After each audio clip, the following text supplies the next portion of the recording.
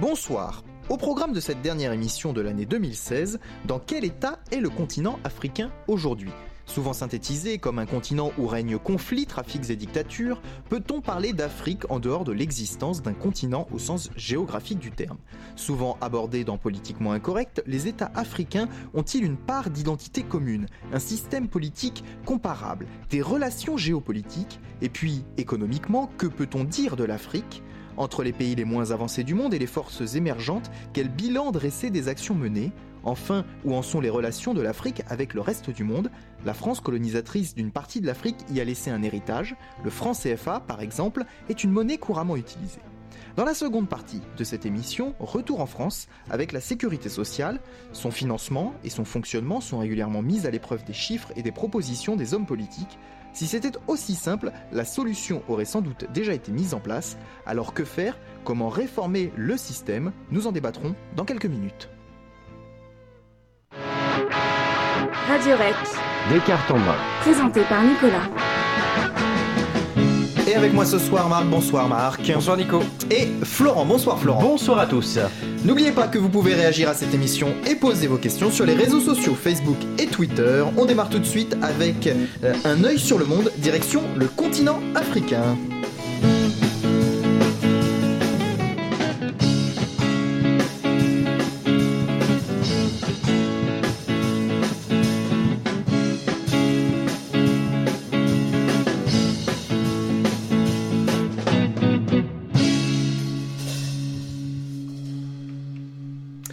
Un œil sur le monde, c'est ainsi que nous avons choisi d'intituler notre collection de chroniques internationales dans Des cartes en main. Un œil sur l'Afrique ce soir, et comme à l'accoutumée, c'est Marc qui va nous présenter quelques grands enjeux.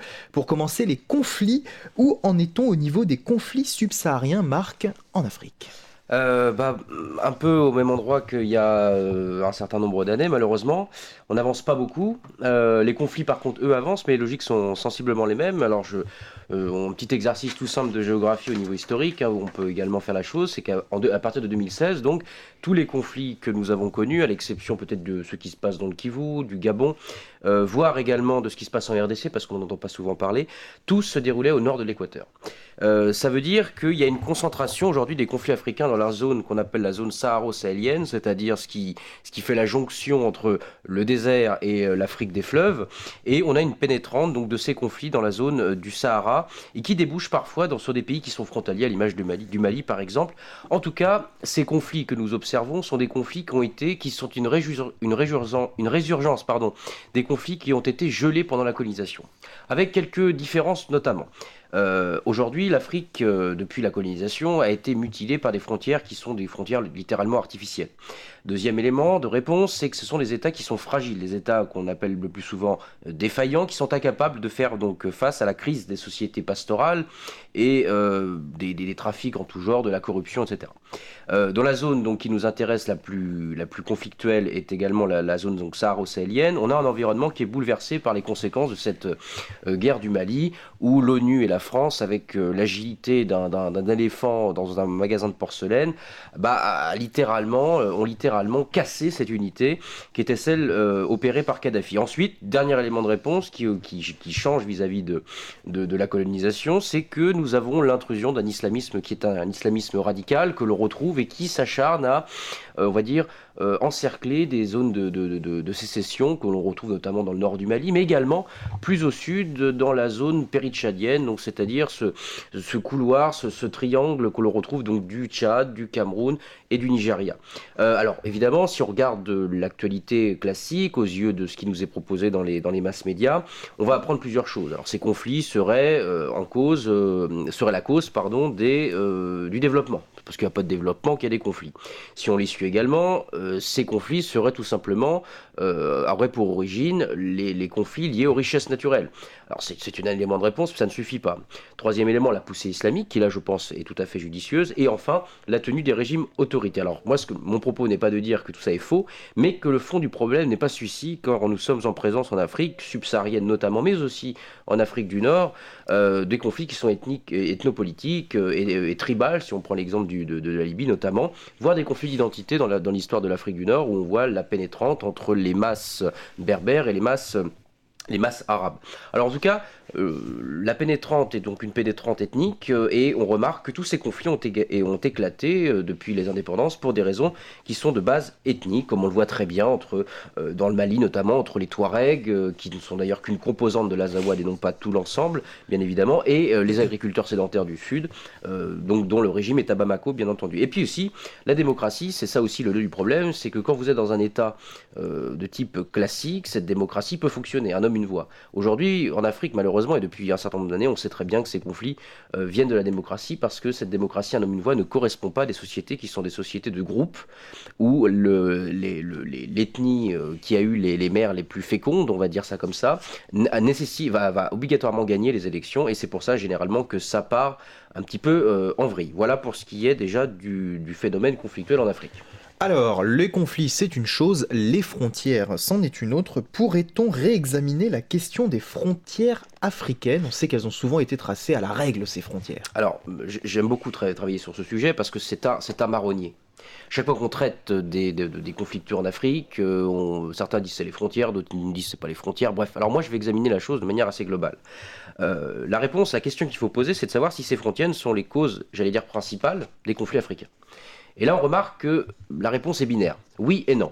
Alors, non, parce que les guerres africaines sont rarement des guerres de frontalières ou des guerres de sécession. Alors, on a eu quelques cas en Érythrée et l'Éthiopie dans les années 90, et on a eu le cas du Soudan, enfin des deux Soudans maintenant, depuis 2012, qui se sont séparés pour des raisons politiques et ethniques. Alors ça, c'est la réponse, on peut dire que non. Effectivement, les frontières ne sont pas des causes de sécession, ne sont pas des causes de guerre. Mais, si on prend le problème à l'inverse, on peut dire que oui. Pourquoi ? Parce que les frontières sont les causes principales de guerres qu'on appellera alors soit des guerres internes, soit des guerres civiles, ça dépend dans certains cas. Les frontières sont la cause principale de ces mouvements internes parce qu'elles forcent à vivre ensemble des peuples qui par le passé n'avaient aucunement la notion de frontière et aucunement la volonté de vivre ensemble. L'Afrique, c'est 1500 ethnies. Quand vous faites des frontières artificielles parce que les colonisateurs les ont tracées pour avoir des zones d'influence et non pas des zones de cohérence, c'est ce que je dis souvent, eh bien vous rassemblez des peuples qui n'avaient pas vraiment la volonté de vivre ensemble ou vous séparez des peuples au contraire, qui étaient rassemblés depuis un petit peu près la nuit des temps. Et fait aggravant, c'est pour ça que je parlais de la démocratie, la démocratie est un fait aggravant parce que quand vous êtes dans une mosaïque ethnique, et la Côte d'Ivoire le montre très bien, bien vous êtes souvent dans un système où les plus nombreux vont forcément gagner les élections. Alors la question, peut-on remettre en cause déjà ces frontières ? Alors, je pense que on pourrait répondre à certains problèmes, mais ça en poserait d'autres. Si je prends l'exemple, notamment, de l'Afrique et surtout de l'exemple de l'Éthiopie. L'Éthiopie, donc, a fait sécession avec l'Érythrée, mais on sait très bien que l'Éthiopie ne pourra pas vivre éternellement sans débouchés maritimes. D'ailleurs, ça pose un certain nombre de problèmes, notamment avec les forces terroristes, enfin pseudo-terroristes qui s'y développent. L'Éthiopie a une volonté de casser cette unité érythréenne, notamment pour avoir un débouché. Et puis le cas du Soudan est un cas tout à fait intéressant parce que l'indépendance du Soudan du Sud a réglé peut-être le problème avec le Nord, mais elle a plongé donc ce nouvel État du Sud dans des définitions communes africaines, à savoir que les luttes de la démocratie sont le fait d'ethnie. Donc c'est-à-dire qu'il n'y a plus le conflit entre le Nord et le Sud, mais par contre nous avons des conflits entre les Dinka et les Nuer au Sud, c'est-à-dire qu'on déplace le problème. Donc ces frontières ne peuvent pas être remises malheureusement en cause parce que les ethnies sont trop nombreuses et que même si on redécoupe encore, étant donné qu'il y a 1500 ethnies, même à des états plus petits, seraient des composantes ethniques importantes, donc on ne peut pas tout simplement remettre ça en cause. Enfin tout ça pour dire que les frontières doivent être... Ce ne sont pas tant les frontières qui doivent être repensées selon moi que les conceptions politiques qui doivent être redéfinies.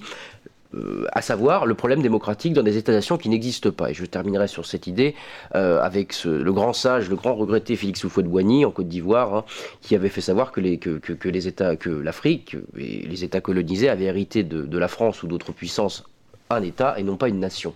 Et c'est le problème fondamental de l'Afrique. Alors, le conflit, les frontières, le développement dans tout ça.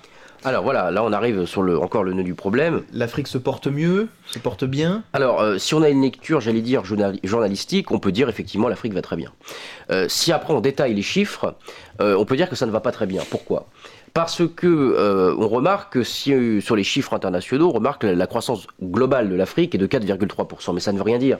Ça ne veut rien dire parce que si on sait que certains pays font la majorité de la croissance, ça limite déjà le facteur de croissance. La courbe de croissance de l'Afrique a cette particularité qu'elle est d'abord la conséquence des prix des matières premières, comme le montre l'exemple du pétrole, par exemple. Donc, c'est-à-dire que cette croissance est fragile et artificielle. Je prends un exemple tout simple. Aujourd'hui, je regarde souvent les programmes de manuels scolaires, puisque je suis prof, et je remarque qu'on nous fait savoir que l'Afrique, le golfe de Guinée est un moteur de l'Afrique, et que ça va très bien. Alors déjà, pour définir le golfe de Guinée, on pourrait carrément, si on en croit ces textes, partir de l'Angola jusqu'à, certains diront le Ghana, certains diront la Côte d'Ivoire, d'autres y remonteront plus loin. Quand on sait aujourd'hui que cette croissance est boostée par des pays qui sont des pays producteurs de pétrole, eh bien, vous avez déjà le principe, c'est-à-dire qu'en cas de chute du prix des barils de pétrole, comme ça a été le cas dans les années 2000, eh bien, vous avez des pays qui frôlent la banqueroute. Deuxième élément, la croissance n'est pas homogène, c'est ce que j'évoquais justement, entre ces pays qui sont des producteurs de pétrole, de gaz et autres, et ceux qui n'en sont pas du tout. Troisième élément de réponse, c'est que l'économie n'a pas connu de diversification et pas davantage d'industrialisation. Le problème étant, c'est que vous pouvez très bien booster des chiffres économiques, mais quand ce n'est pas inscrit sur la longue durée, c'est le pays d'ailleurs qui se pose au Moyen-Orient avec ses économies de rente, c'est-à-dire que quand c'est la rente pour la rente, vous ne diversifiez pas votre économie, vous êtes dépendant de quelque chose qui, ad vitam aeternam, pourra peut-être s'essouffler au niveau, non pas technique, mais au niveau des prix pour l'extraction. Alors c'est pour vous dire que le pétrole est un sujet dont les illusions sont malheureusement légion, parce que déjà, le pétrole n'est pas produit partout, le pétrole n'est rentable qu'à partir du moment où le prix du baril de pétrole dépasse les $100, ce qui n'est pas toujours le cas. Les cours sont par définition fluctuants. Alors comment baser un développement là-dessus ? C'est tout un principe. Et puis les expériences du Nigeria, de l'Angola et du Gabon montrent que nulle part le pétrole n'a engendré, c'est ce que je disais, le développement. Alors il a permis de bâtir d'insolentes fortunes, ça c'est évident, mais il n'a pas enrichi les populations, parce que ceux qui sont dans cette logique de captation économique ne sont pas dans une logique de redistribution et de construction étatique. Alors on le sait, dans l'économie, la monnaie est un élément important. En Afrique, on retrouve parmi tant d'autres le franc CFA. Le franc CFA, pourquoi déjà parler du franc CFA, Marc ? Déjà parce que le 27 sommet Afrique-France, donc qui va se tenir du 13 au 14 janvier 2017, pose la question. Parce qu'une question devrait sans doute se poser, c'est la question bien évidemment du franc CFA, car cette monnaie, quoi qu'on en dise et quoi qu'on en pense, interroge. Est-ce que cette monnaie est un obstacle ou un atout au développement ? Alors vous allez avoir les deux écoles. Pour certains, ça serait un obstacle parce que c'est la domination coloniale. Pour d'autres, c'est un atout parce que la France serait un petit peu le garant de cette économie-là.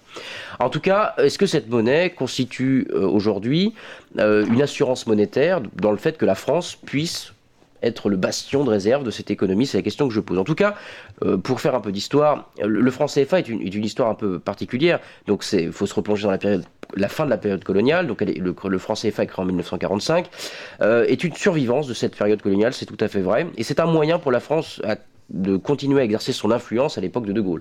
Alors le franc CFA, c'est avant tout aujourd'hui une question qui a trait au colonialisme, parce que certains pensent que le franc CFA est ce dernier bastion qui permet à la France d'avoir une puissance néocoloniale, si vous voulez. Alors le franc CFA, justement, tu vas nous dire concrètement ce que c'est pour mieux comprendre. Et on va bientôt fêter les 61 ans. 71 ans, pardon, du franc CFA, le 26 décembre 2016, je vais y arriver, du coup, puisqu'il vient du 26 décembre 1945, voilà. Juste après la guerre mondiale. Donc concrètement, le franc CFA, qu'est-ce que c'est ? Eh bien, il est né tu l'as dit, le 26 décembre 1945, c'est le jour où la France décide de ratifier les accords de Bretton Woods. Alors pour faire un peu d'histoire, les accords de Bretton Woods, la conférence de Bretton Woods a lieu en 1944. Elle pilote la création future du FMI, de la Banque internationale de reconstruction et de développement, et de l'échange de ce qu'on appelle le Gold Exchange Standard, c'est-à-dire le fait que la convertibilité du dollar soit en or. Enfin bref, quelque chose d'assez simple. En tout cas, voilà. La France décide de ratifier donc ces accords de Bretton Woods et procède donc à la déclaration de la création du franc des colonies françaises d'Afrique, donc le franc CFA, et ce franc CFA s'impose géographiquement sur les pays des zones francs, une zone qui a été créée en 1939, donc vous aviez la zone franc de cette dépendance coloniale française, et ce franc CFA est créé sur ces pays de la zone franc. Alors, le franc CFA a une particularité, c'est qu'il va ensuite changer de dénomination. Pourquoi ? Parce que pour les pays de l'Union économique et monétaire ouest-africaine, donc à savoir le Bénin, le Burkina Faso, Côte d'Ivoire, Guinée-Bissau, Mali, Niger, Sénégal et Togo, le franc CFA porte le nom de franc de la communauté financière d'Afrique. Pour les pays, par contre, qui sont des pays qui vont concerner essentiellement l'Afrique, donc la communauté économique et monétaire de l'Afrique centrale, donc le Cameroun, la Centrafrique, le Congo, le Gabon, la Guinée équatoriale, le Tchad, eh bien, nous sommes en face de quelque chose qui s'appelle le franc de coopération financière en Afrique centrale. Bref, en fonction des zones en fonction des zones géographiques, le nom peut changer, tout à fait. Alors, par contre, deux banques centrales donc sont censées agir censées régir les politiques du franc CFA. Dans chaque pays, dans chaque constitution que je viens de vous évoquer, vous avez des banques qui donc régissent les politiques du franc CFA dans les zones respectives. Alors, pour le cas de l'Afrique centrale, c'est tout simplement la Banque des États d'Afrique centrale pour les pays donc de cette Afrique centrale, et pour les pays dits de l'Afrique de l'Ouest, vous avez la Banque centrale des États de l'Afrique de l'Ouest, et vous avez ça sur les tickets, sur les billets, sur les devises qui sont inscrits. Ensuite, ce qui est intéressant avec le franc CFA, c'est qu'en surplus de ces deux banques qui gèrent donc régionalement les devises et l'économie, vous en avez une troisième, parce que c'est un franc CFA. Donc un troisième acteur pèse sur cette économie grâce à son droit de veto, c'est la Banque de France. C'est elle qui fixe donc le prix du franc CFA par rapport à l'euro. Donc aujourd'hui, 1 euro équivaut à 655 francs CFA, et cette Banque de France garantit sa convertibilité du franc CFA. Donc les devises, c'est assez intéressant, sont encore imprimées d'ailleurs du côté de Clermont-Ferrand, lieu où se trouve l'imprimerie de la Banque de France. Et nous sommes en face de quelque chose donc, qui est un franc qui a 3 têtes, à savoir 2 banques africaines et la Banque de France qui pilote le tout. Alors, cette monnaie, elle est critiquée. Alors, bien sûr, j'ai évoqué 2-3 éléments de réponse. Alors, pour certains, le franc CFA, ça freinerait le développement des pays qui l'utilisent. Les planches à billets, vous savez, cette possibilité, vous connaissez la logique, cette possibilité de pouvoir créer des pièces et des billets, justement, pour juguler, pour amener la croissance. En gros, j'explique, une économie a besoin, donc, pour fonctionner, de pièces, de billets, pour mettre les échanges, et plus la production de biens et de services augmente, plus il y a besoin de billets pour acheter. Bref, à l'inverse, quand la production diminue, on a moins besoin d'argent liquide. Donc, tout ça pour, si vous voulez, être dans une logique de croissance et de pouvoir réguler tout ça. Alors, voilà. Première critique, c'est que les planches à billets étant sous le contrôle de la Banque de France, aucun pays ne peut créer de la monnaie selon ses besoins. Alors certains diront que c'est plutôt bien, ça évite que les fraudes, d'autres disent que c'est pas bien. Deuxième élément de réponse, ceux qui nous disent que c'est absolument terrible ce franc CFA, comme le franc CFA évolue en fonction de l'euro, les pays de la zone franc souffrent de leur monnaie forte et ont du mal à exporter, car leurs prix ne sont pas compétitifs. Deuxième élément, la parité fixe avec l'euro bénéficie aux investisseurs étrangers qui souhaitent rapatrier leurs revenus. Et je vous rappelle que François Hollande avait dit lors d'un discours à Dakar en 2012 qu'il en avait fini avec la France-Afrique. Et en tout cas, le fait est qu'encore aujourd'hui, le franc CFA reste la dernière monnaie coloniale encore en activité.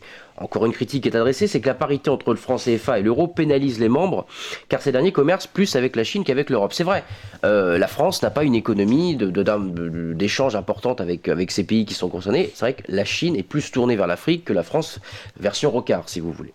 Alors, le franc CFA est aussi une monnaie qui est forte surévaluée et qui peut nuire aux économies. C'est tout à fait vrai. Ensuite, il s'agit d'un mécanisme économique dont la politique monétaire entraîne une lourdeur bureaucratique. C'est-à-dire que tout est piloté un petit peu partout. C'est compliqué. Le franc CFA ne favorise pas la croissance, puisque les pays, c'est vrai, de la zone franc sont au bas du classement des Nations Unies sur le développement, alors que les pays ayant leur souveraineté monétaire sont mieux classés. Alors on peut se dire qu'effectivement, ces pays qui sont dans une logique de souveraineté monétaire réussissent mieux que le franc CFA. Alors c'est une critique tout à fait logique. Ensuite, le système permet toutes sortes d'ingérences. On l'a vu d'ailleurs en 2010 avec l'affaire de Sarkozy et de la Côte d'Ivoire, avec Laurent Gbagbo. Nicolas Sarkozy a fait pression avec cet argument-là. En définitive, selon cette logique, selon ces critiques, le franc CFA donc, serait un prolongement de la colonisation et une forme de colonialisme. Alors que disent les défenseurs de cette monnaie finalement quand même. Alors, parce qu'il y en a quand même. Bien l'inverse, justement. Mais l'inverse avec un peu plus de réalisme, je trouve. Parce que pour eux, le CFA, ce qui est tout à fait vrai, garantit la stabilité des monnaies des pays membres. C'est déjà pas rien. Contre-exemple, par exemple, quand on regarde l'exemple du Ghana, qui ne fait pas partie de ces zones, bien évidemment, eh bien, sa monnaie souveraine s'est effondrée. Or, dans les pays qui sont concernés par le franc CFA, il y a eu une véritable stabilité des monnaies. C'est un premier élément. Ensuite, je pense qu'il est faux de dire que les pays membres de la zone franc sont au bas du tableau du développement. Parce qu'en 2014, dont l'Union économique des pays donc, d'Afrique de l'Ouest a connu donc, une progression de 7% de leur PIB, un pourcentage qui est bien supérieur d'ailleurs à celui du reste de l'Afrique en raison d'une politique, c'est vrai, de grands travaux d'investissement public en Côte d'Ivoire et au Sénégal. Mais bien évidemment, le mouvement ne bénéficie pas à toute cette zone régionale, car les pays sahéliens qui la composent, on le comprend, sont dans une crise multiple, une crise quasi structurelle, ce qui fait qu'ils ne peuvent pas en bénéficier. Autre élément qui est plutôt positif, c'est que le système du franc CFA oblige les États à gérer leur monnaie et à freiner la corruption. C'est-à-dire, comme il y a une forme de contrôle derrière, il faut faire attention à ça, même si, évidemment, certains pays, dont le Cameroun, ont été classés comme les pays les plus corrompus du monde, mais au niveau monétaire, ça peut se stabiliser. Autre élément de réponse, c'est que les émissions dépendant de la Banque de France, les émissions dépendent de la Banque de France, il y a impossibilité pour ces pays de faire marcher la planche à billets. Alors, chaque pays, normalement, est souverain, doit faire ce qu'il veut. Mais le fait, aujourd'hui, c'est qu'il y a des exagérations dans cette planche à billets, c'est-à-dire qu'on produit plus que ce dont l'économie a besoin. Et donc là, au moins, ils ne peuvent pas le faire. Mais bon, c'est vrai que d'un point de vue souverain, ils devraient être en mesure de le faire, je suis tout à fait d'accord.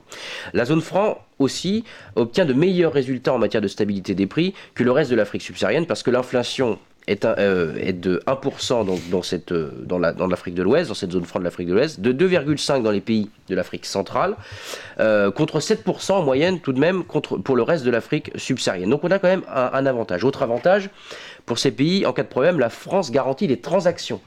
Dans des pays qui sont plongés par des crises un peu multiformes, ça peut être un atout.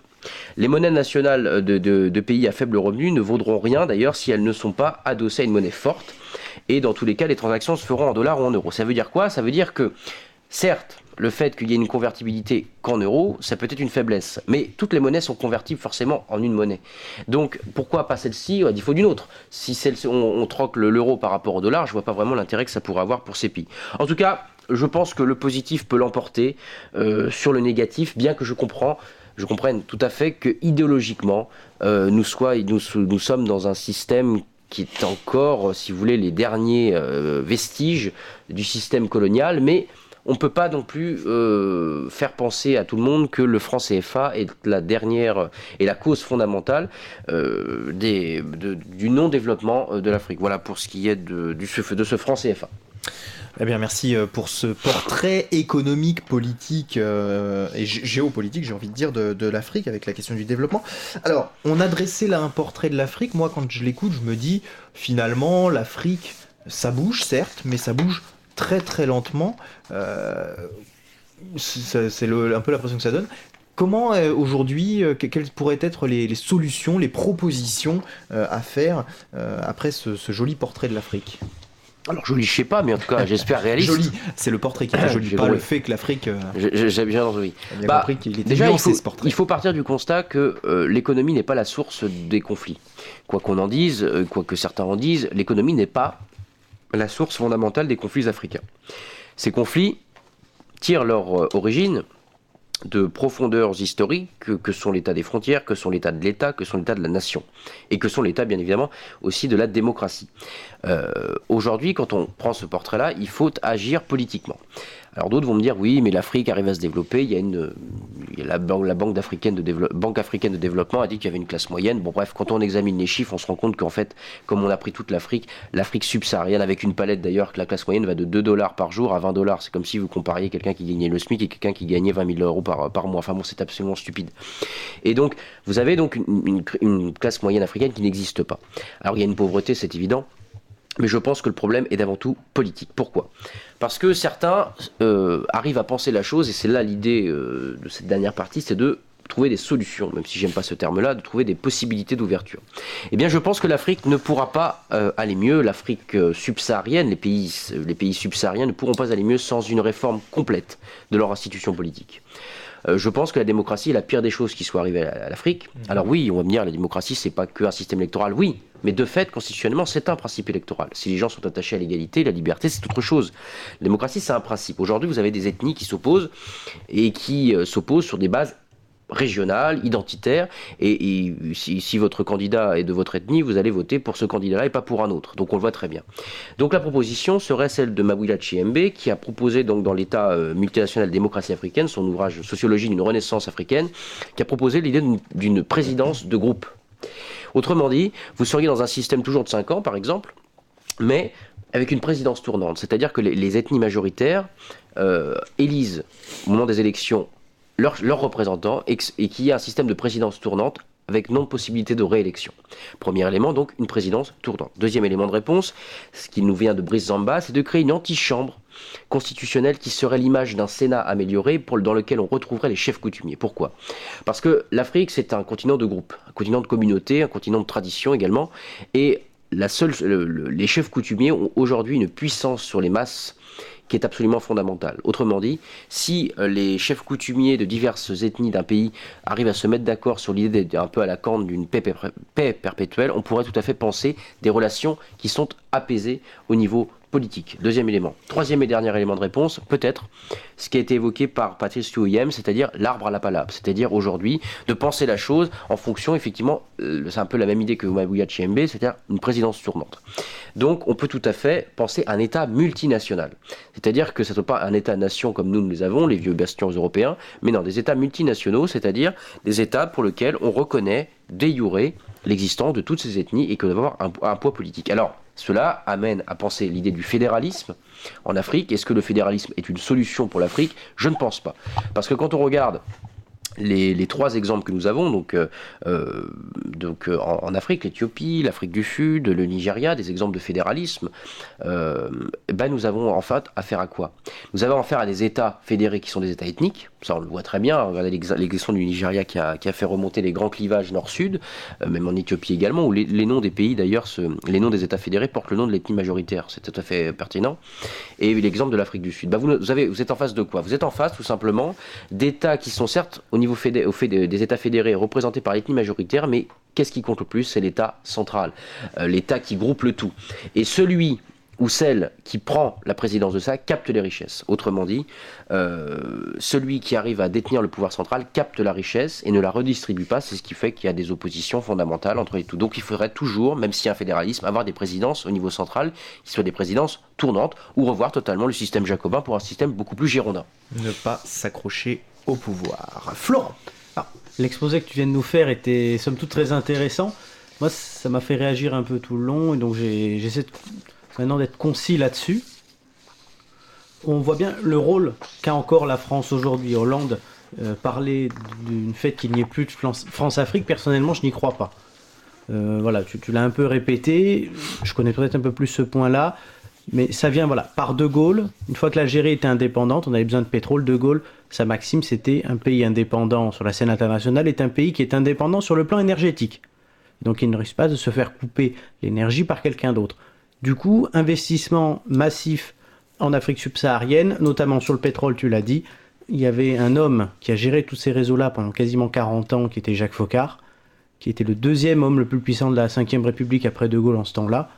Et ça a continué pendant tellement longtemps, avec De Gaulle, puis d'autres présidents, et sûrement d'autres personnes derrière dans des conciliabules. Combien de présidents ont-ils fait, ou défaits, ou de chefs d'État en Afrique ? Je pense par exemple à Omar Bongo. Ensuite, la monnaie. La monnaie, c'est quoi ? On parle de monnaie fiduciaire, c'est une notion de confiance. Pour qu'il y ait une monnaie qui fonctionne, comme nous, ou le dollar ou l'euro par exemple, il faut qu'il y ait confiance dans à la fois les institutions, qu'elles soient politiques ou financières. Pour ça qu'on parlait de monnaie qui s'effondre par exemple au Ghana, est-ce qu'il y a derrière des institutions politiques suffisamment capables de garantir cette stabilité monétaire ? Sinon, une monnaie s'effondre et ça a des conséquences complètement catastrophiques sur une économie. Alors, à défaut, peut-être le franc CFA, s'il ne permet pas, je reste sur une sorte de conditionnel, aux pays de se développer de façon exponentielle, est-ce qu'il ne les empêche pas non plus de sombrer ?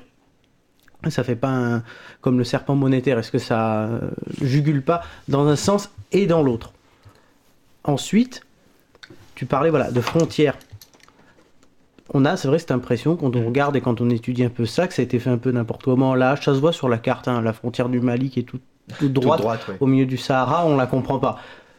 Et par rapport aux ethnies, on voit toutes ces guerres, tous ces conflits, ça n'a aucune logique.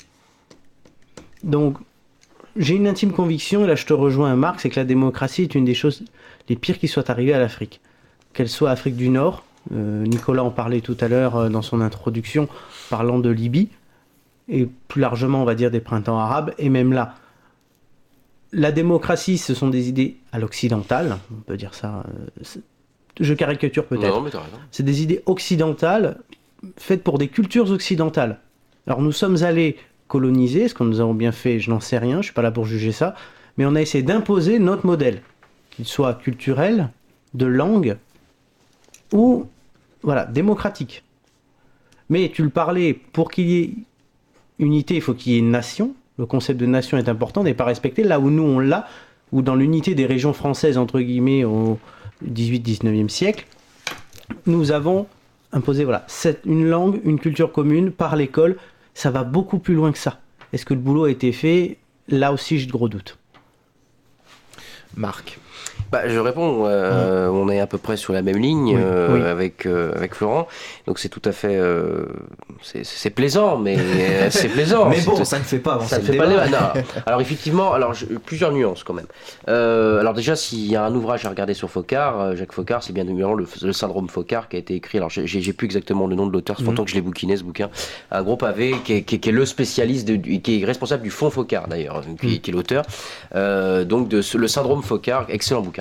Alors Focard, moi je suis d'accord que dans les années que tu as évoquées, c'est-à-dire le début d'après la Seconde Guerre mondiale, effectivement Focard est celui qui a piloté le tout et celui qui avait un poids considérable, bien évidemment.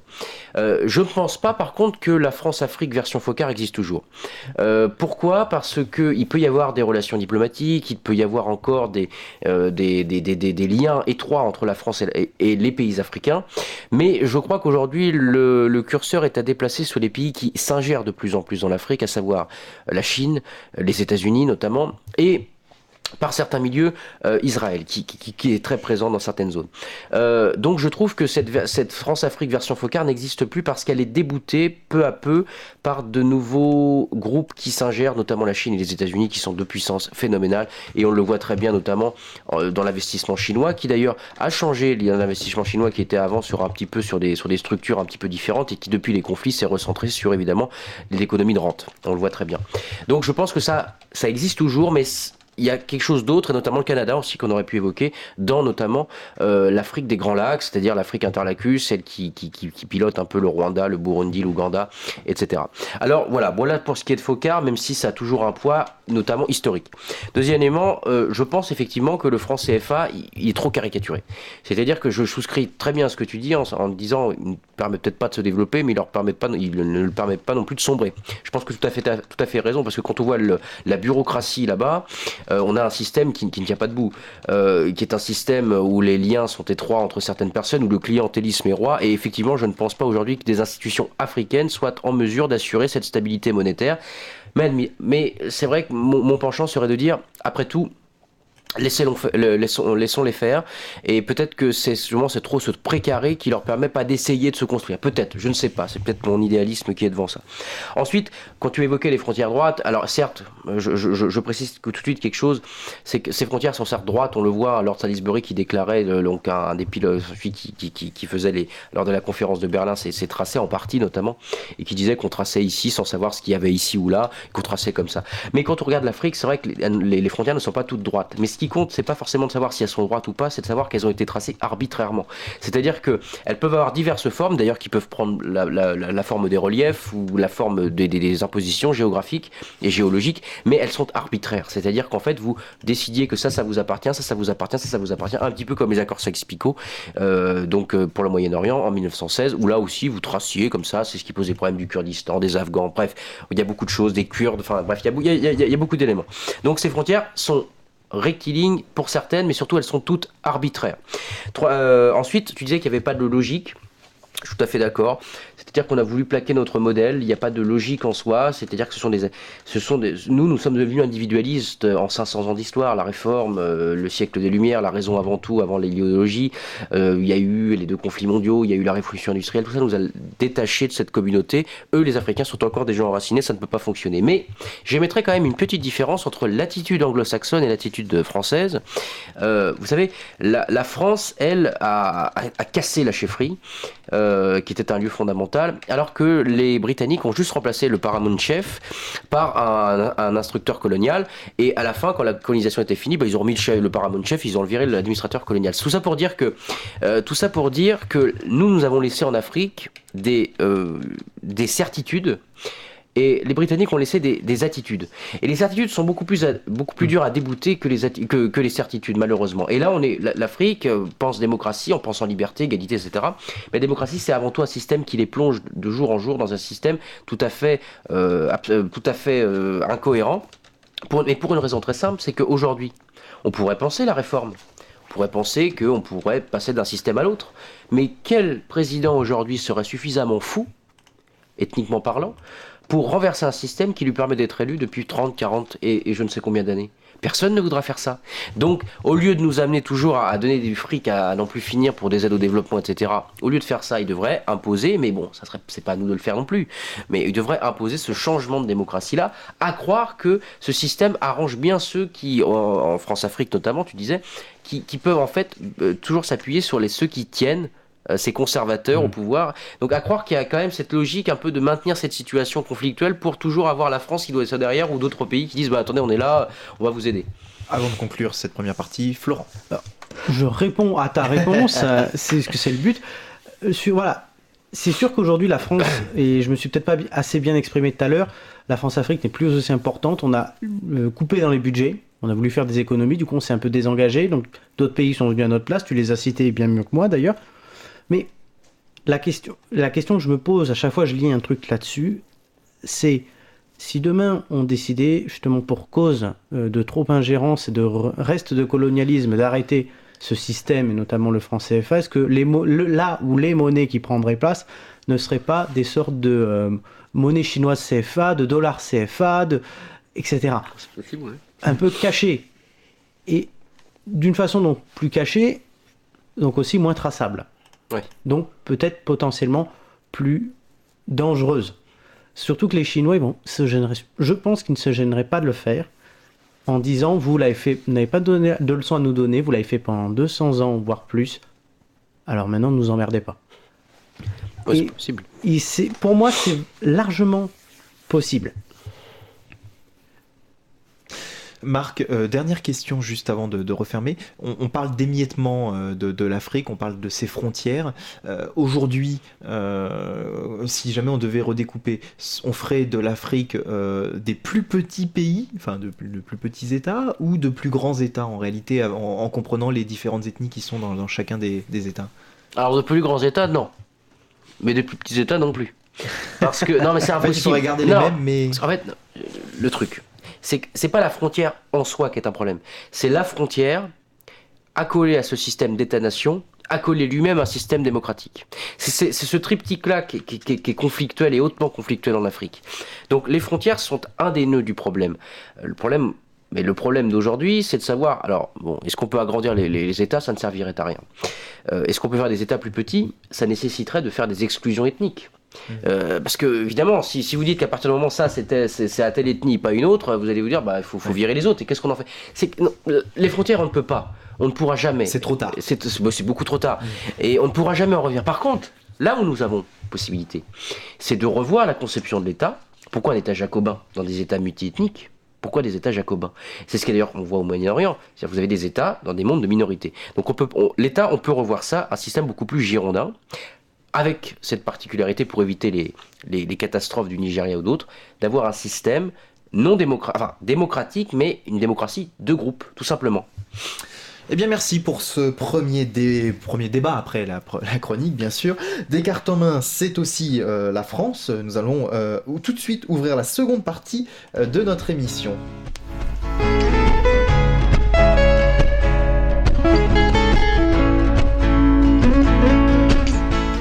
j'espère que vous avez bien écouté la première partie de cette émission, car elle fera sans doute l'objet d'un concours dès la rentrée sur Radio Rec pour notre émission.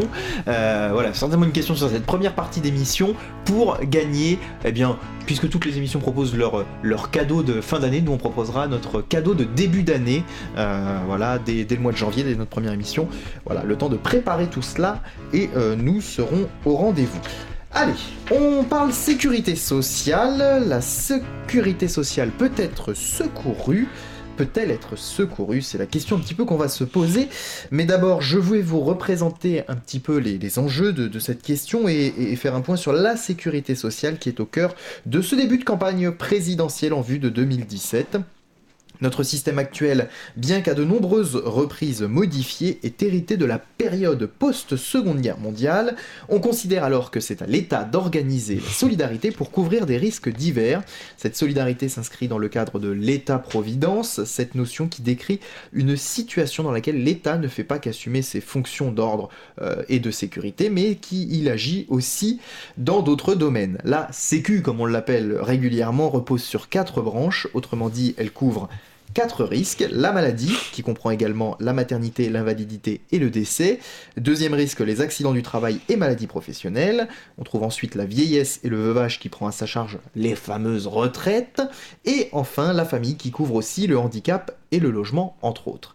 Jacques Chirac avait également créé un 5e risque, celui de la dépendance, mais Nicolas Sarkozy l'a mis de côté lors de sa présidence. Depuis, de nouvelles recherches de solutions de financement sont en cours, et on en parle d'ailleurs en ce moment.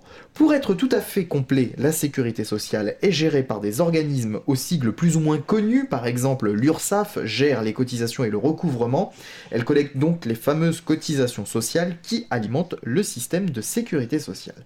Ce sont ces fameuses lignes sur la fiche de paye que certains voudraient voir disparaître sous couvert que personne n'y comprend rien. Le système de la sécurité sociale est complexe, on retrouve les allocations familiales qui gèrent le risque famille pour tout le monde, mais des risques comme la maladie, les accidents du travail ou la vieillesse diffèrent selon votre régime. Pour commencer, il y a le régime général, par défaut, c'est l'assurance maladie, l'assurance vieillesse, il y en a d'autres, mais il y a aussi les régimes spéciaux, parmi eux ceux de la SNCF, de la fonction publique bien sûr. Et puis toutes ces administrations sont organisées à l'échelle nationale avec les caisses nationales, mais elles sont aussi décentralisées en région et en local. Les CAF sont les émanations des CNAF, les fameuses CPAM sont les émanations de la Caisse nationale d'assurance maladie, et les URSSAF sont les unions descendantes de l'agence centrale. L'adhésion à un régime de protection sociale est obligatoire, alors quand les indépendants contestent leur régime, le RSI, le régime social des indépendants, car il leur est défavorable, cela ne plaît pas beaucoup. Certains sont allés jusqu'à demander leur radiation de ce régime en s'affiliant à une assurance privée, mais la loi ne le tolère pas, on en avait parlé dans notre émission Politiquement Incorrect. Bref, la sécurité sociale, ses régimes spéciaux, ses administrations décentralisées, ses branches et son déficit, c'est forcément bien compliqué.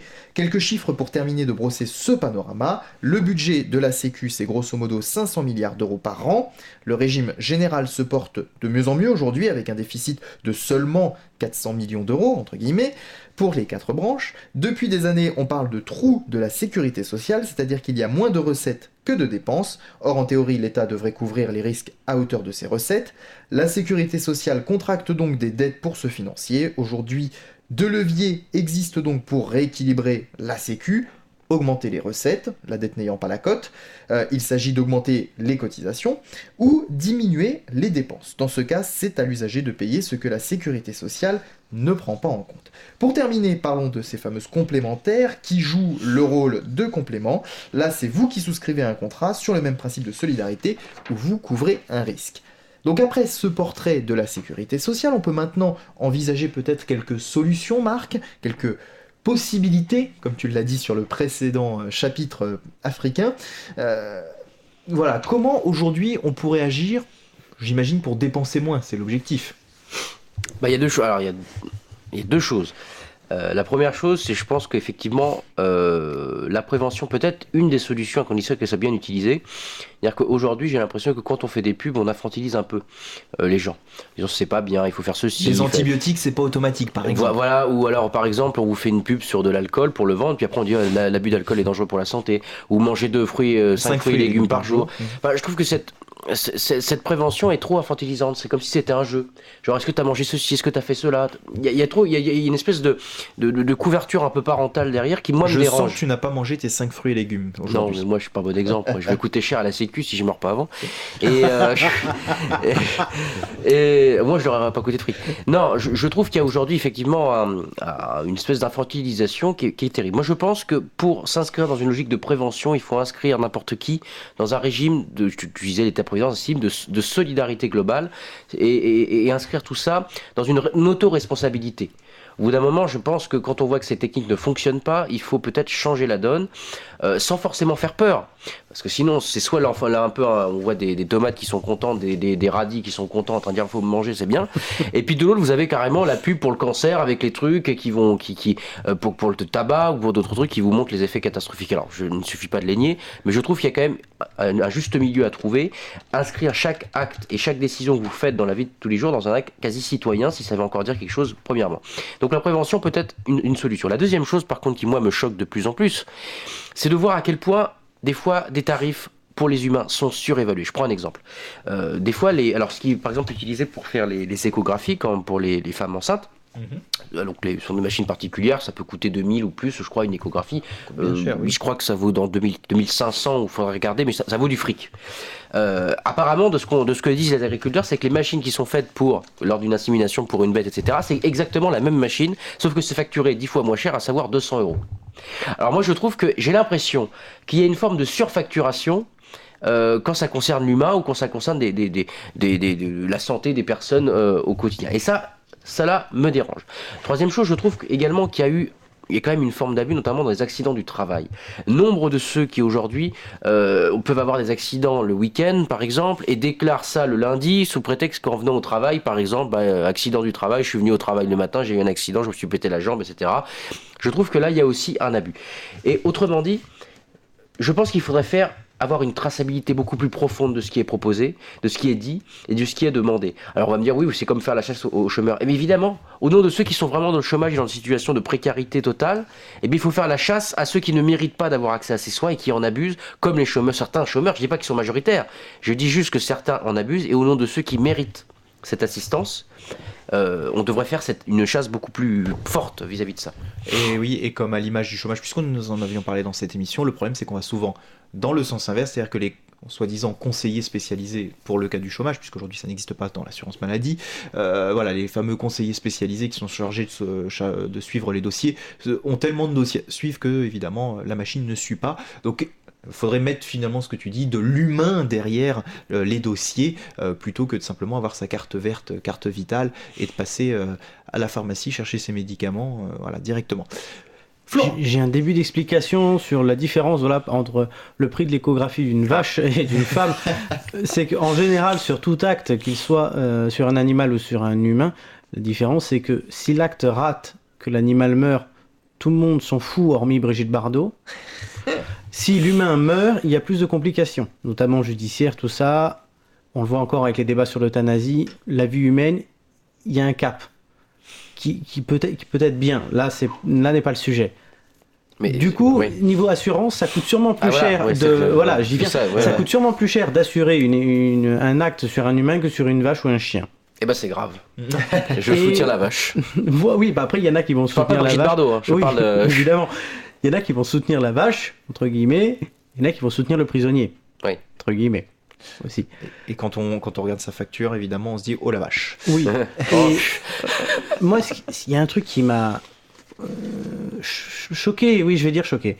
C'est dans la présentation de Nicolas. Alors, on dit souvent qu'il faut dégraisser le mammouth, mais c'est même plus un mammouth là, la sécurité sociale, c'est un hydre. C'est qu'il y a des têtes de partout, et t'en coupes une, il y en a deux qui poussent. On voit Pôle emploi. On a fusionné les ACEDIC et la NPE il y a bientôt 10 ans. Sauf qu'aujourd'hui, tu vas dans une agence, tu as encore, si ce n'est 2 lieux, 2 comptoirs. Ils ont juste le même nom. Ouais. Mais ils communiquent à peine entre eux. On a créé une marque, mais on a C'est laissé ça. deux Merci. systèmes et chacun au sein du système revendique être soit du côté des assédiques, C'est ça. soit du côté l'ex La ANPE. ANPE. C'est ça. Sauf que du coup, ça coûte toujours aussi Et ils cher. ne sont pas capables d'interagir puisque chacun a sa spécificité. Exactement. Et quand on parle après d'interagir, par exemple, entre le Pôle emploi et la CAF, c'est encore pire. Ah non, ça, c'est pas possible. Et là, pourtant, à la base, c'est le même service, mais tellement démultiplié que eux-mêmes ne s'y retrouvent pas. Du coup, ça coûte une fortune aux contribuables, et aussi, ça permet, dans toute cette démultiplicité, des fraudes. Les fraudes viennent de cette complexité, selon moi, enfin une partie des fraudes en tout cas. Et j'y décèle, et c'est là que c'est mon rire du jour, on va dire, une hypocrisie globale. Tout le monde râle. Notamment. Mais Oui. tout le monde râle, tout le monde dit il n'y a pas de moyen, mais dès qu'on veut toucher, dès qu'on veut enlever quelque chose, ah non, faut pas toucher.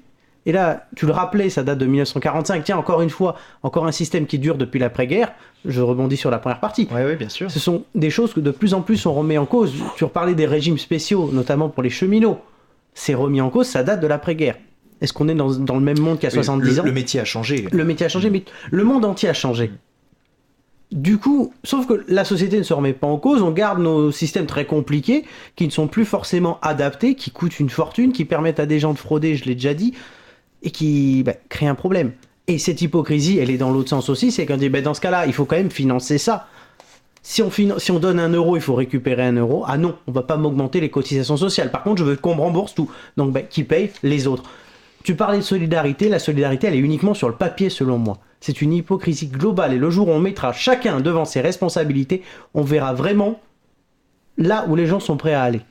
On s'est probablement trompé du coup à un moment en créant ce système, ou en tout cas il n'est plus à jour aujourd'hui, puisqu'effectivement quand on parle d'une dette aussi impressionnante que celle des différentes branches de la sécurité sociale, ou on pourrait parler du chômage, ou de la protection sociale de manière générale, effectivement avec un système qui est un peu asphyxié quand en tout cas on le regarde du point de vue de quelqu'un qui veut éviter un surendettement, j'ai envie de dire. L'endettement n'étant pas... L'endettement c'est une méthode de financement, ça reste une méthode de financement tout à fait convenable, mais il faut évidemment le maîtriser. On parlait de Pôle emploi, on parlait de la sécurité sociale, ce sont toutes ces agences de l'État, cette multiplicité d'agences de l'État, parce que mine de rien elles sont quand même rattachées à l'État, même si les liens sont plus ou moins clairs en fonction des agences, et tu parlais d'hypocrisie, c'est vraiment ça, c'est-à-dire finalement, à vouloir faire en sorte que l'État ne prenne pas directement à sa charge certaines choses, on en a fait des agences, mais qui sont quand même rattachées, qui font de toute façon la même chose, qui ont un statut entre le public et le privé où c'est toujours un peu compliqué. Ça n'empêche pas, il y a des conseils d'administration, donc du coup, il y a forcément des rémunérations qui ne sont pas forcément celles de la fonction publique, des petites choses qui font qu'on a les avantages, les inconvénients de l'État là-dedans, et voilà, c'est un fourre-tout, à la fois c'est très multiple, c'est illisible, qui est capable aujourd'hui de donner l'ensemble des organismes de sécurité sociale qui le concernent, et plus évidemment quand on parle de retraite et qu'on veut reconstituer sa carrière et savoir par quel organisme on est passé en fonction des différents établissements dans lesquels on a travaillé. Tu citais les conseils d'administration avec des salaires qui peuvent coûter une fortune, mais je vais reprendre, et ça sera peut-être un peu spécial de dire comme ça, mais je vais reprendre Marx pour justifier l'effet inverse aussi. C'est rare dans ma bouche. Mais Marx qui disait, si chacun amène 1 euro mais qu'on a 1 million, ça fait une somme. C'est pareil pour les emplois. Il y a d'un côté peut-être, on parle souvent des salaires des ministres ou peut-être des chefs d'entreprise, mais en valeur pure, ce qui coûte le plus cher, c'est les salaires de tous les petits salaires entre guillemets agglutinés. Et le jour où ce rapport s'inverse, là, il faudra vraiment quand même s'inquiéter. Du coup, quand nous est quand même, nous sommes tous usagers ici, on a combien de personnes dans notre vie, allez, même sur 1 ou 2 ans, on va prendre 3, ont-tu à traiter, donc des personnes rémunérées par l'État, combien de personnes ont-tu à traiter ton nom de famille, ton prénom, ta date de naissance, ton adresse, ta photocopie de passeport, de quittance de loyer, etc. À l'époque du numérique. Et en plus, à l'époque du numérique. Donc maintenant, je viens de faire mon changement pour les élections là. Maintenant, tout est faisable par Internet et tant mieux, ça ne coûte plus rien de photocopier, etc. Mais bon, je l'ai fait pour ça, je l'ai fait aussi pour la CAF, je l'ai fait pour la sécurité sociale, je l'ai fait pour je sais plus quoi. On le fait pour tout. Donc il y a des personnes qui traitent les mêmes infos pour le même employeur. Donc, pour chaque euro dépensé, il est dépensé 4 fois. Et nous, ça nous emmerde 4 fois. Et tu parles de la CAF qui n'arrive pas à traiter les dossiers à temps et voilà, dans des temps raisonnables, et qui ferme régulièrement à ses usagers pour pouvoir traiter les dossiers avec des semaines de retard. Quand on parle de retard, il ne s'agit pas de traiter les dossiers de la veille, il s'agit bien de semaines de retard dans les CAF à peu près partout en France. Alors que ces informations, la sécurité sociale carte vitale, entre guillemets, du coup je ne sais jamais quel mot employer, hein. La sécurité sociale a ces informations. Et l'État derrière, avec bien sûr les finances publiques et les impôts, a aussi ces informations. Tu peux le retrouver même avec les applis sur téléphone. Je ne sais pas si vous les avez téléchargés, vous les applis pour téléphone. Donc tu as l'appli Amélie. Tu as l'appli de la CAF. La maladie. Voilà, tu as l'appli de la CAF pour les familles logement. Tu peux avoir l'appli Pôle emploi pour ceux qui sont au chômage. J'en oubliais. Mais il y en a des dizaines. Tu peux limite te faire un dossier avec appli de la fonction publique. Appli de merde. Elles peuvent être efficaces, mais il y en a 50. Avec des mots de passe à chaque fois. Alors, au niveau de la sécurité sociale, je vous donne 2 petits chiffres. Les cotisations représentent, puisque il faut bien les alimenter, en recettes, 59% des recettes de la sécurité sociale, et la CSG, la contribution sociale généralisée sur tous les salaires, elle, 20,5%. Donc voilà, on a ici 80% du financement de la sécurité sociale. L'assurance maladie, elle fait l'objet, vous le savez, de nombreux débats en ce moment, avec François Fillon qui est sorti vainqueur de la primaire à droite. Il sera donc le candidat des Républicains et de la droite de manière générale à la prochaine présidentielle. Bon, il y a eu toute la polémique, on va pas revenir dessus, on va pas faire de la politique politicienne, sur qu'est-ce qu'il veut dire quand il parle de privatiser, enfin il parlait pas de privatiser, mais les gens ont interprété qu'il voulait privatiser la sécurité sociale. Ce matin, c'était sur France Info, il y avait Hervé Mariton. Mariton. C'est pas Hervé, si. Bon, Hervé Mariton, tout à fait, qui défendait son collègue François Fillon en disant... Aujourd'hui, voilà, il explicitait un petit peu l'histoire du petit bobo un peu de François Fillon face, où trouver le curseur. Et il disait aujourd'hui, le plus important, c'est quand même de soigner le moins cher possible pour l'usager le cancer par rapport à un rhume. Je suis enrhumé, je cherche une boîte de Doliprane. Quand on est enrhumé, on est mal, mais il y a plus insoutenable dans la vie. Il faut aujourd'hui retrouver un peu la priorité. C'est ce qu'il disait en substance. Et finalement, ça rejoint un petit peu la question que j'ai posée tout à l'heure et je ne voulais pas poser directement. Où fallait-il mettre le curseur dès l'origine, puisqu'aujourd'hui, en fait, on se plaint qu'on va vouloir nous supprimer des droits, alors que peut-être à l'origine, n'aurait-il pas fallu tout rembourser comme on a pu le faire. Qu'est-ce que vous en pensez, messieurs ? Moi, je suis d'accord. D'autant que, mais à l'époque, il n'y avait pas cette vague de maladies qu'on a découvertes après. De grosses maladies qui demandent des traitements qu'on a développés. Alors peut-être qu'elles existaient, mais on ne savait pas les dépister ou on ne savait pas comment faire. Les gens mouraient avant. Et les gens, bien sûr, mouraient avant en raison de l'espérance de vie qui était moindre. Comme pour la retraite, où avant on avait 10 ans de retraite et maintenant mais on en a 20 alors, ou 30. peut-être à pondérer pour le cas de la retraite, parce que apparemment, c'est un peu flou dans mon esprit, mais j'avais lu un article qui démontrait que comme les gens travaillaient plus, ils mouraient plus tôt. Et que c'était la première fois... Aujourd'hui, on régresse. Voilà. On meurt plus vite. Bientôt, il va y avoir, je crois, un actif pour un retraité. On va pas tarder à y arriver, ou peut-être 2. Mais 2 actifs pour un retraité. Parce qu'avec la génération des baby-boomers qui part à la retraite... Mais c'est celle qui, dans 10 ans ou 20 ans, partira Baby-boomer, tu te souviens, Nico ? Oui. C'est une notion fausse, qui est une hausse conjoncturelle de la population, parce qu'un baby-boom, c'est 3-4 ans, et cette hausse a perduré sur le temps. Oui, mais du coup, ils sont tous là, c'est une génération de queutards, c'est ça que voilà, je vais le dire. Ils font ce qu'ils veulent, mais en attendant, les vieux sont là. Alors, messieurs, nous sommes dans une émission sérieuse. Alors, l'assurance maladie, moi je suis tout à fait d'accord qu'on n'a pas le sens des priorités, mais malheureusement, la société nous rend comme ça. Parce que aujourd'hui, j'ai l'impression que beaucoup de choses ont pu changer dans les consciences, dans les mœurs, etc. Par contre, il y a toujours cette domination, cette espèce de figure du médecin. Dès qu'il y a un truc qui va pas, il faut aller voir le médecin. Alors moi, j'y vais jamais. Alors peut-être pour ça que je vais mourir plus vite, j'en sais rien. Mais moi, j'y vais jamais. Regardez, j'ai un rhume, j'y vais pas. J'ai mal à la gorge, je vois qu'il n'y a pas de point blanc, je me dis, bon, voilà. C'est pas à se dire qu'il n'y a pas besoin d'antibiotiques, et je me soigne, et puis il n'y a pas besoin d'avoir des médocs. Donc il y a effectivement un besoin, et là ça pose la question des urgences. J'en ai plein le cul, parce que excusez-moi, de voir des gens, moi j'y suis allé une fois dans ma vie, Alors 2 fois, quand j'étais tout petit, et parce que j'avais bu l'Actifed alors entièrement à 4 ans. J'adorais le goût. Tentative de suicide à Non, 4 mais ans. J'avais grimpé, j'avais attrapé la bouteille d'Actifed, j'avais tout bu parce que c'était super bon. Alors du coup évidemment à l'hosto. Il y a les pastilles Baudry, c'est meilleur et ça fait moins mal.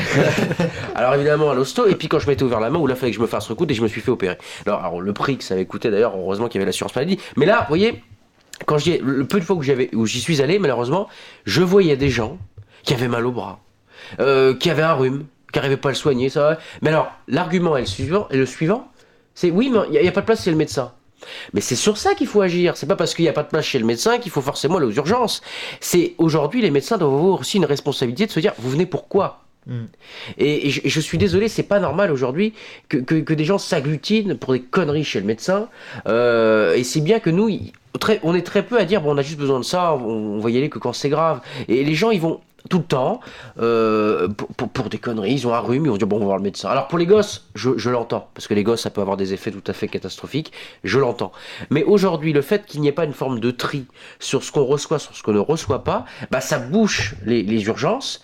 Les urgences sont débordées, ça devient un enfer, ça suscite des fois des réactions en chaîne de certains gens qui pètent littéralement un câble parce qu'ils n'arrivent pas à avoir un médecin, mais il faut le sens des priorités. Alors justement, il faudrait en gros réformer l'ensemble du système. Alors on a parlé de l'hôpital, des médecins, qu'ils soient spécialistes ou généralistes, et des pharmacies pour faire en sorte certainement, comme le disait finalement Hervé Mariton ce matin, alors je vais un peu plus loin dans son propos parce qu'il l'a dit en 10 secondes, hein, mais voilà, on va travailler autour de ça. C'est l'idée qu'on a mal à la gorge. Bon, c'est pas compliqué, on a mal à la gorge ou on a mal à la tête, un petit mal de tête, voilà, qui arrive. On va chez le pharmacien, on demande une boîte de Doliprane, on est dans l'ordre de la consommation entre guillemets, si vraiment, voilà, même si c'est parce qu'on a mal qu'on le fait. À l'inverse, il y a évidemment des grands besoins, les lunettes, les dents, les urgences, tout ce qui va être des pathologies un peu plus graves. La radio, tu le disais tout à l'heure, la radiographie, tout ce qui est de l'ordre de l'imagerie médicale, qui nécessite, voilà, des choses chères ou que l'on soit riche ou pauvre, de toute façon ça sera très cher et autant se le faire rembourser. Et c'est vrai que peut-être est-il nécessaire de faire ce petit sacrifice sur les gestes quotidiens. Alors évidemment, on va nous parler d'égalité et du fait que c'est un poste de dépense quand même, mine de rien, important, mais c'est vrai que tu viens de montrer les raisons pour lesquelles il faudrait que ce poste devienne peut-être moins important et qu'on soit plus tolérant lorsqu'on se sent mal, voilà, et que c'est quelque chose... Attention, hein, on n'est pas là en train de parler des angines, des grippes ou des gastro. On est en train de parler des maux, voilà, un petit rhume, voilà, le nez qui coule, ce sont des choses tout à fait bénignes. Alors le risque, Marc, je vais quand même te poser la question, est-ce que ce n'est pas, en pratiquant finalement une automédication, puisque c'est ce qu'on suggère là, le risque, est-ce que ce n'est pas d'un autre côté de passer à côté d'une maladie un peu plus grave et du coup que cette maladie, on ne la soigne pas tout de suite finalement? Ouais, je suis pas médecin, alors là pour le coup ça va être compliqué. Par contre, je sais une chose, c'est que bien évidemment, un rhume, quand vous savez que votre famille l'a chopé, on sent si c'est grave ou pas. Oui. Voilà, vous dites bon. Par contre, là où il faut faire attention, c'est connaître un peu. Tu parlais de Doliprane, qui est un bon exemple. On sait très bien que l'abus de Doliprane bouffe le foie. C'est-à-dire que quand vous en prenez trop, eh bien ça a des effets pervers. Mais encore une fois, c'est de la justesse. C'est-à-dire que c'est marqué. Pas plus de 30 comprimés par jour. Oui, il y a une notice. Il y a une notice, c'est quand même... Déjà, ça c'est la première chose. Et puis la deuxième chose, où là, il faut faire aussi attention, mais ça demande aussi une forme de connaissance, mais avec tout ce qu'il y a, le docteur, les trucs comme ça, avec à partir du moment où vous soignez, que ça revient, vous soignez, que ça revient... Quand ça revient, là, il faut... Là, on va pas forcément chez le médecin dès qu'on a le nez qui coule, mais on peut attendre plusieurs jours et si ça persiste, effectivement. Si ça persiste, d'ailleurs ils le disent, voilà. Si les symptômes persistent, consultez votre... on peut pas faire plus simple. Florent. Mais ce que tu posais comme question à Marc, ça a une sorte de nom. C'est une sorte d'effet Doctissimo. Oui. C'est que tu vois, t'as le nez qui coule, tu tapes sur Doctissimo, t'as un cancer du nez. Bon, c'est vrai. C'est vrai que t'as une chance sur 1 million. Donc effectivement, oui, comme disait Marc, t'as une chance sur 1 million de louper le truc. Mais et c'est là où l'argument de si ça persiste, aller voir le médecin compte. Mais est-ce qu'il vaudrait pas mieux interdire ce genre de site aussi? Alors là, oui, c'est liberticide, on va me dire. Non, mais le problème, voilà, tu tapes un truc, c'est que tu peux avoir une gastro de base et on peut te dire que tu as un cancer du côlon. Donc, et forcément, c'est ça dangereux. Les gens, ils vont direct aux urgences parce que c'est anxiogène. C'est très anxiogène. Je ce trouve genre très de habile site. d'avoir parlé du côlon après d'avoir parlé de l'Afrique. C'est historiquement les colonisateurs sont terribles. Quel humour noir. Oh là là, oh là là. Non, du coup, On Non, peut filer c'est- la métaphore hein, si Oh, tu veux. exactement. On n'a plus le temps. mais il est très anxiogène ce site. C'est incroyable. Ouais. Non, mais il y a plusieurs. Bon, Oui, j'arrête pas que là. lui, hein, mais- Mais c'est vrai qu'il faut coupler. Comme n'importe quoi, quand vous connaissez rien, vous regardez des informations, vous n'allez pas sur le premier site, vous allez sur. Regardez beaucoup de sites et vous vous dites bon bah voilà. Oui, mais Doctissimo, il est connu maintenant. Tout le monde va sur Doctissimo. Eh ben, En c'est de la sachant merde. évidemment que D'accord. si, Oui, bah voilà, oui, on mais peut bon. pas savoir vos symptômes, mais voilà. Et il y aurait certainement des choses à apprendre peut-être en automédication à l'école. Ce serait peut-être un débat à ouvrir Peut-être. de savoir repérer 2-3 symptômes comme ça pour éviter d'aller effectivement engorger les médecins, les urgences, Parce que les pharmacies. Tu as l'effet contraire Enfin, les aussi, pharmacies. où on manque de certains spécialistes. Je crois que j'avais lu ça dans la presse. Ah bah, Dans le Finistère, tu mets plus de temps à avoir un rendez-vous chez l'ophtalmo qu'à pondre un gamin. Tu mets, je crois, 10 mois. Oui, du coup, Ah oui, non, mais j'avais il y a- sorti cette il y a image. des elle est zones où marrante. il faut un an. Il y a des zones où il faut un an pour avoir C'est un ça. rendez-vous avec son médecin. Alors qu'à Paris, moi, j'en ai eu en 2 semaines. Bon, c'est le problème. Et effectivement, les yeux, par exemple, c'est vital. C'est que si tu laisses traîner ça, et c'est quelqu'un qui porte des lunettes depuis plus de 20 ans qui le dit, c'est quelque chose à ne T'es pas né faire avec, toi, traîner. non Quasiment. Quasiment, ouais. J'ai eu mes premières lunettes à 3 ans. Ah oui, oui. Et j'en ai depuis, vous voyez. Bon bah merci messieurs pour Merci ce à toi. deuxième débat de ce soir. C'est la fin de ce 4e numéro de Descartes en main. Merci à vous de nous suivre. Nous refermons cette année 2016 mais espérons vous retrouver nombreux dès le début de l'année 2017. Merci à tous ceux qui permettent à cette émission de fonctionner. Marc et Hugo bien sûr qui sont présents toutes les semaines mais aussi à nos contributeurs occasionnels. Et ce soir Florent, merci beaucoup à toi. Merci J'espère à que vous. tu reviendras en 2017. Avec grand plaisir. Un salut amical bien sûr à tout le monde. On espère vous retrouver très vite. Un mot pour vous annoncer l'émission de ce lundi 19 décembre Oui. sur Radio Rec. Vous retrouverez les têtes d'ampoule avec Florent. Oui, tout à fait. Et j'accueillerai, des têtes d'ampoule un peu particulières, puisque ce sont vous, chers amis de Eh oui. Descartes en main, avec Hugo qui n'est pas là aujourd'hui, Marc et toi, Nicolas, qui... Donc nous allons faire tous ensemble une rétrospective de l'année 2016. Voilà, tu as dit émission enregistrée il y a quelques Oui, jours, oui, puisque on est en va trahir le vacances. secret. On aura aussi une émission à c'est fermé Noël, la mais on semaine sera prochaine. pas là le jour de Noël, par exemple. Voilà, Ah bah bon oui. Je suis étonné. Ah non. Ça me déçoit. C'est la fac qui est fermée, sinon on serait venu. Ah bah oui. Je suis même pas dans la région, personnellement. Voilà, concept de cette émission, bonne humeur avec des questions posées aux intervenants de l'émission. Donc ce lundi on s'y retrouve et voilà, notre objectif ça va être de trouver ce mot-clé final. Alors ça va être chaud, hein. C'est Je sais pas très si on va très y chaud. arriver. Je sens que ça va être chaud. C'est chaud. Dans un instant, dans quelques minutes sur Radio Rec, vous avez Cinebdo qui vient également faire sa petite rétro de l'année 2016. Pour Descartes en main, on se retrouve très vite pour une nouvelle émission. Vous pouvez retrouver tous les programmes de Radio Rec sur radio-recc.fr et nous suivre sur les réseaux sociaux. Merci. Marc, qui a pas compris qu'on était encore à l'antenne. Désolé. Bonne année. Marc, je crois que t'as un rhume, il faut aller consulter le médecin. Non, j'emmerde. Doctissimo, t'as un cancer du nez. Et encore, je sais pas. Hein. Tu vas mourir vite, tu le disais tout à l'heure. Excusez-moi, c'était pour vous montrer à quel point on peut soigner tout seul avec des mouchoirs. Les conseils de Marc pour se soigner, c'est sur @Descartes en main, Facebook et Twitter. Voilà, vous aurez tout. Très belle fête de fin Alors, d'année. arrobas des médocs au moins. Très belle fête de fin d'année, profitez du mieux que vous pouvez. À bientôt, bonsoir. Bonsoir. Suivez-nous sur radio-rec.fr, partagez l'émission sur Facebook et Twitter, retrouvez-nous sur YouTube